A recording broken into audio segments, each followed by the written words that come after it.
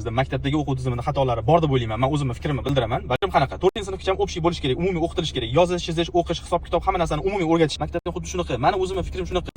Xo'p, 22 ta kitob. Hozirgina maktabdan farzandimning kitoblarini olib ketdim.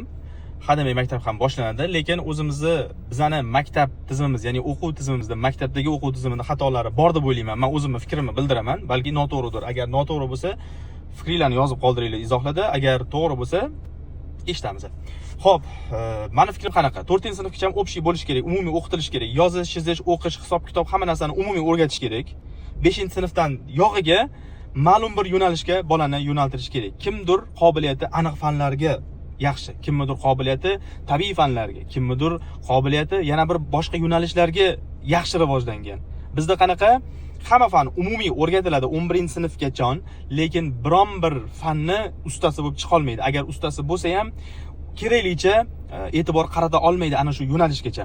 Shuning uchun men aytamanki, 4-sinfgacha umumiy o'rgatilish kerak va undan yog'iga ma'lum bir yo'nalishga farzandimizni, ya'ni o'quvchilarni yo'naltirishimiz kerak deb o'ylayman. Sizlarning fikringiz qanaqa? Shunga nima deysizlar? Bunga oddiy misol keltirishim mumkin. Oddiygina mashina ustalaridan olsak, bilamizki, mashinani ma'lum bir yo'nalishda zo'r ustalar bo'ladi, elektriklar bo'ladi, o'zini ishladi zo'r. Faqat shu elektrikka keladi hamma. Motoristlar bor, hamma motoristga boradi.